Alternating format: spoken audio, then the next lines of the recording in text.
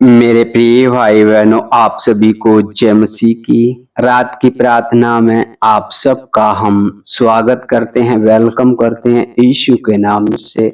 आप सब खुश होंगे, आनंदित होंगे। हालेलुया। मेरे प्रिय भाई बहनों, शायद आज आपका दिन अच्छे से खत्म नहीं हुआ हो सकता है घर में तनाव रहा हो, रिश्तों में दरार आ गई हो, या किसी के शब्दों ने आपके मन को घायल कर दिया हो। हम सभी जानते हैं कि झगड़े सिर्फ आवाजों से नहीं बल्कि दिलों के चोट पहुंचाने से हैं।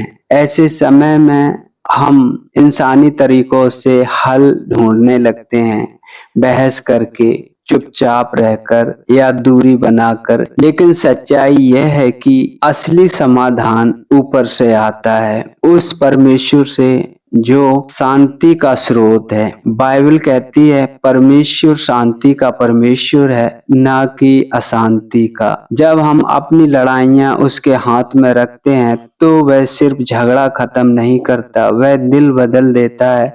आज रात हम एक ऐसी प्रार्थना करेंगे जो हर विवाद और हर मनमुटाव और हर टूटे रिश्ते में नया जीवन और शांति लाएगी।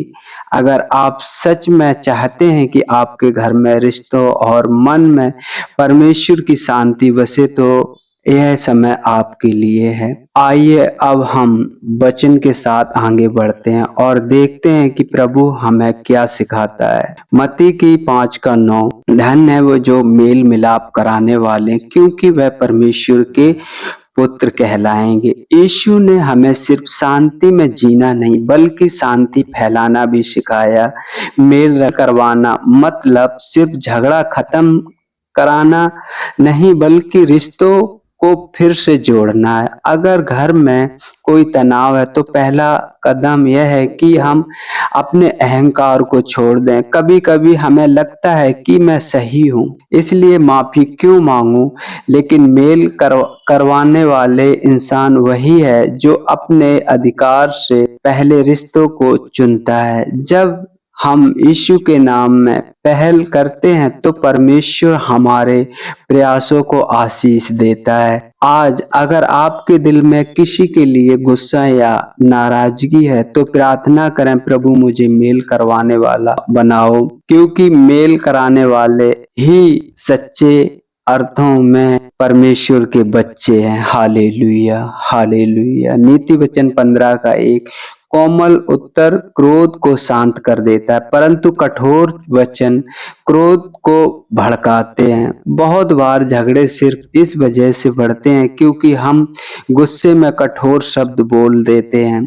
शब्द तलवार से भी ज्यादा गहरे घाव देते हैं, लेकिन बाइबल हमें सिखाती है कि अगर हम कोमल और नम्र उत्तर दें तो क्रोध शांत हो जाता है। इसका मतलब यह नहीं कि हम गलत को सही मान लें, बल्कि यह है कि हम प्रतिक्रिया देने से पहले प्रार्थना करें, प्रभु मुझे सही शब्द दे। अगली बार जब कोई गुस्से में आपसे बात करे तो शांत रहकर उत्तर दें। शायद शुरुआत में यह मुश्किल लगे, लेकिन जब आप परमेश्वर की शांति को अपने शब्दों में लाते हैं तो वह माहौल बदल देता है। हालेलुया। रोमियो 12:18, यदि संभव हो तो जहां तक तुम पर निर्भर हो सब मनुष्यों के साथ मेल से रहो। हालेलुया। परमेश्वर हमें बताता है जहां तक हो सके हम आपस में मेल जोल रखें, आपस में एक दूसरे से प्रेम रखें।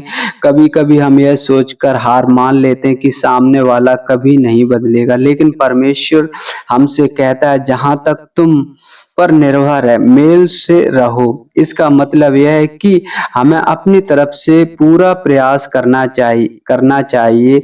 हो सकता है दूसरों को रवैया ना बदले, लेकिन हालेलुया, लेकिन आपका प्रेम और धैर्य उसके दिल को छू सकता है। परमेश्वर देखता है कि आपने शांति के लिए कितनी मेहनत की है। जब आप अपना हिस्सा निभाते हैं तो बाकी का काम वह करता है, और कई बार उसकी चमत्कारी शांति सबसे कठोर दिल को भी पिघला देती है। हालेलुया। कुलुसियों 3:13, एक दूसरे की सह लो, और यदि किसी को किसी पर दोष हो तो एक दूसरे को क्षमा करो, जैसे प्रभु ने तुम्हें क्षमा किया वैसे तुम भी करो। हालेलुया। क्षमा करना किसी झगड़े को खत्म करने का सबसे शक्तिशाली तरीका है। हम सब गलतियां करते हैं और हमें परमेश्वर ने अनगिनत बार क्षमा किया है। उसी तरह हमें भी एक दूसरे को क्षमा करना चाहिए। क्षमा करने का मतलब यह नहीं कि आप भूल जाएं, बल्कि यह है कि आप दर्द को छोड़ दें और उसे परमेश्वर को सौंप दें। जब हम क्षमा करते हैं तो हमारे दिल का बोझ हल्का हो जाता है और शांति का द्वार खुल जाता है। आज रात उस व्यक्ति के लिए प्रार्थना करें जिसे क्षमा करना आपके लिए कठिन है। कहें, प्रभु मैं इसे छोड़ता हूँ और तेरे हाथ में सौंपता हूँ। हालेलुया। परमेश्वर इन वचनों के द्वारा आप सबको बड़ी आशीष दे। परमेश्वर आपकी अगुवाई करे, परमेश्वर आपकी मदद और सहायता करे। हालेलुया। तो आइए हम छोटी सी प्रार्थना करते हैं। हालेलुया। मेरे पिता परमेश्वर, हम धन्यवाद करते प्रभु, आपने मुझे दिन भर संभाला प्रभु, आने जाने में मदद और सहायता की प्रभु। हम आपका धन्यवाद करते हैं प्रभु। धन्यवाद करते हैं महान परमेश्वर, सर्वशक्तिमान परमेश्वर, राजाओं के राजा, प्रभुओं के प्रभु, आप महान हो प्रभु। हम आपका धन्यवाद करते प्रभु।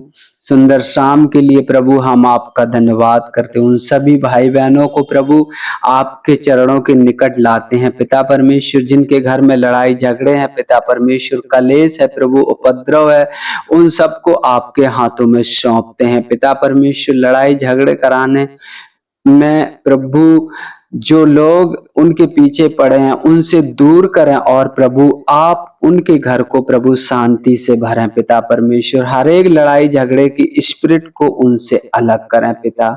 हम आपका धन्यवाद करते हैं, आप उन्हें ऐसा हृदय और ऐसा मन दे कि एक दूसरे से प्रेम रखें और प्रभु एक दूसरे की मदद और सहायता करें प्रभु, एक दूसरे की बातों को समझ सकें पिता। हम धन्यवाद करते हैं, आप राजाओं के राजा हैं, आप सर्वशक्तिमान हैं, आप अद्भुत युक्ति करने वाले परमेश्वर, जो लोगों से नहीं हो सकता है वह आप कर सकते हो प्रभु। हम आपका धन्यवाद करते हैं, धन्यवाद करते, आपकी बड़ाई, आपको महिमा देते हैं प्रभु।